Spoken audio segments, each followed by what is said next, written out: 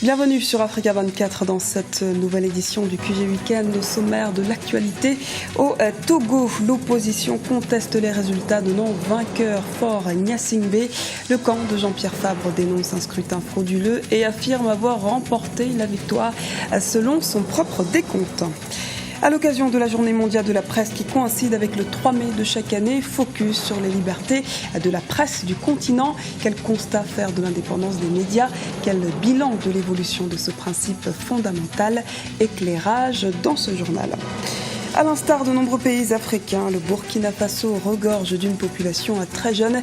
Les besoins en matière d'emploi sont un réel défi. Nous verrons l'exemple de ce pays où 51% des jeunes de 15 à 29 ans sont inactifs.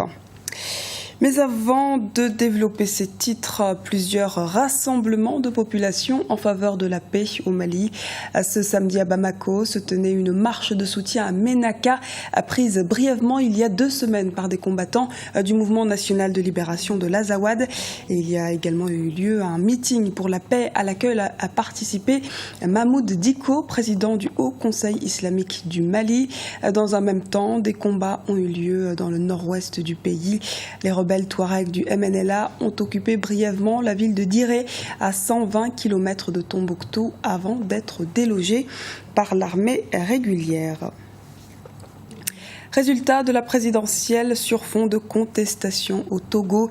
Le CAP 2015 combat pour l'alternance politique. Une coalition de plusieurs partis d'opposition de Jean-Pierre Fabre a réitéré ses accusations de fraude.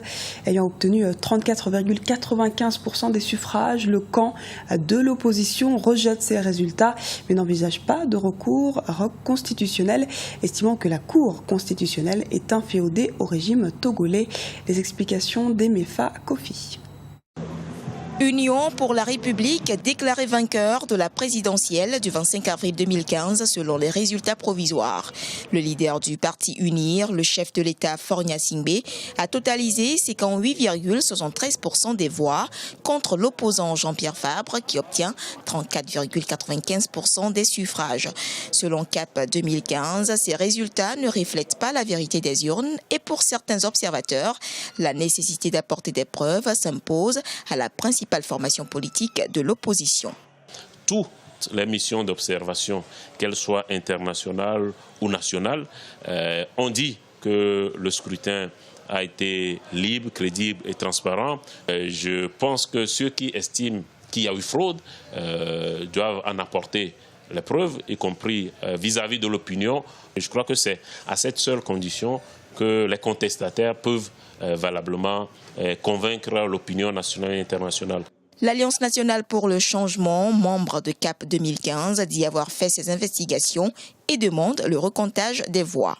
La CENI n'a pas respecté le code électoral dans ses articles 101, 102, 103, qui exigent que les procès-verbaux en provenance des bureaux de vote doivent être vérifiés par les CELI.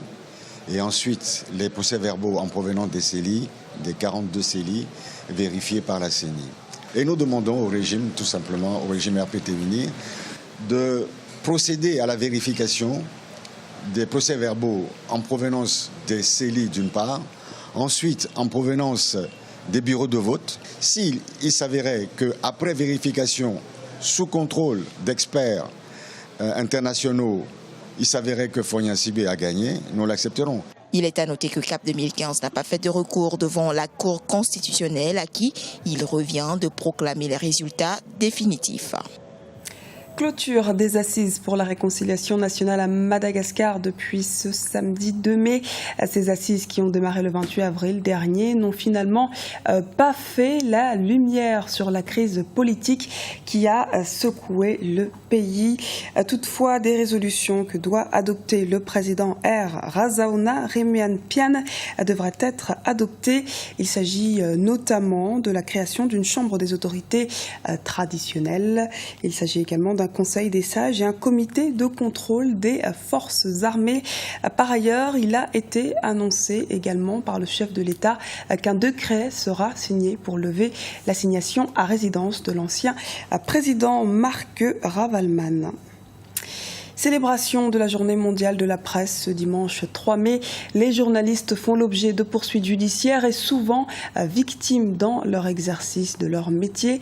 Comment se traduisent ces libertés sur le continent? Les réponses avec Ibrahim Ndiaye. La journée mondiale de la presse est célébrée comme chaque année ce 3 mai.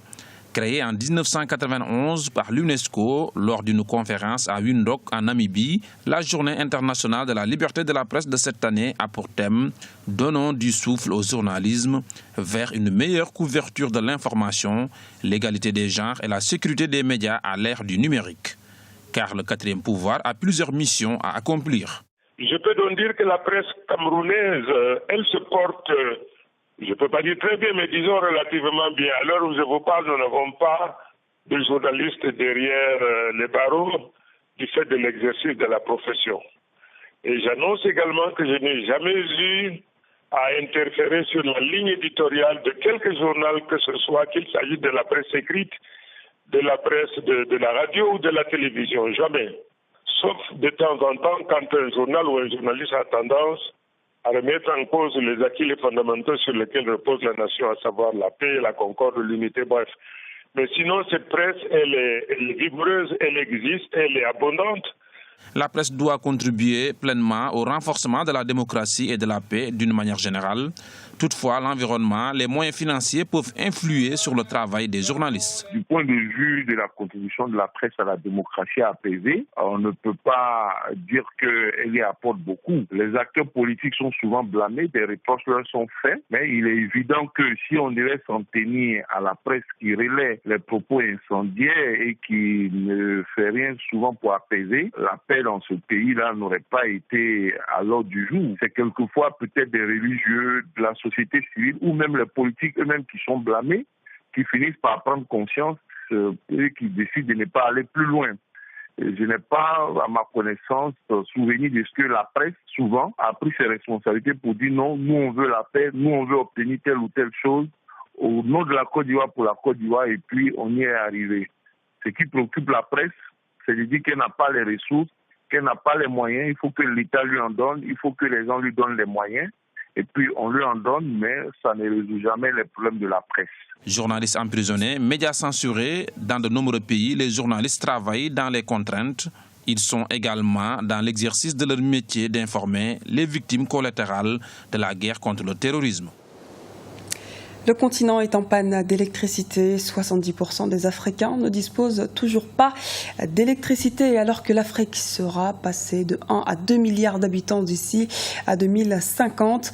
Aujourd'hui, la Commission de l'Union économique et monétaire ouest-africaine veut investir en faveur des énergies renouvelables à hauteur de 250 milliards de francs CFA pour inverser la donne.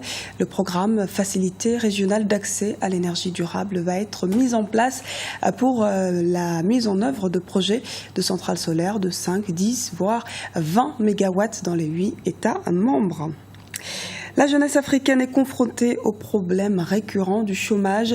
Le cas du Burkina Faso n'est pas en reste. Certains observateurs préconisent de mettre l'accent sur la formation et la mise en place d'investissements conséquents. Un reportage de Wendiam Valentin Compaoré, notre correspondant à Ouagadougou. La population burkinabé est caractérisée par sa forte jeunesse.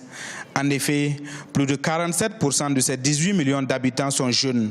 Mais un problème d'emploi se pose. Ainsi, plus de 51% des jeunes de 15 à 29 ans sont au chômage au Burkina Faso, selon l'Observatoire national pour l'emploi et la formation professionnelle. Une situation difficilement vécue par ces sans-emploi. Nous souffrons énormément par ce manque de travail. Vous voyez, depuis ce matin, je suis sorti à la recherche d'un boulot. Mais je n'ai rien eu. Et sous ce soleil, je me repose en attendant de reprendre la recherche de nouveau. Tu souffres beaucoup avant d'avoir un petit boulot en espérant t'en sortir. Et avec ça, le plus souvent, pour avoir ta paix aussi, c'est difficile. Il faut que les autorités s'y penchent pour nous aider à sortir de cette misère-là. Selon le rapport de dépendance démographique, il y a plus de personnes inactives que d'actives au Burkina Faso. À titre d'exemple, un travail travailleur a à sa charge environ 2 personnes. En somme, une population en grande majorité dépendante.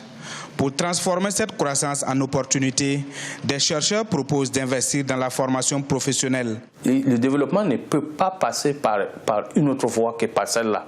C'est-à-dire que maintenant, c'est comme je vous ai dit, ces préalables-là, il faut que nous puissions les remplir. Oui, j'ai cité ces 3 piliers, santé, formation, emploi, mais il y a d'autres aspects comme la bonne gouvernance. Si vous n'avez pas une politique de bonne gouvernance, vous ne pouvez pas bénéficier de cet atout de la jeunesse et de la population. Donc c'est un ensemble et comme je le disais tantôt, ça peut être un bonus si vous y arrivez, ou alors ça devient un malus. Et là, vous voyez, les conséquences sont imprévisibles. Le secteur primaire au Burkina Faso reste largement dominé par l'agriculture. Les pouvoirs publics sont invités à investir dans ce secteur qui emploie plus de 80% de la population. Il faut rappeler que selon les projections récentes, le Burkina Faso comptera à l'horizon 2030 plus de 30 millions d'habitants. Ce journal a été réalisé par l'ensemble de la rédaction. Merci pour votre fidélité. À retrouver dans un instant une nouvelle édition de l'actualité sur Africa 24.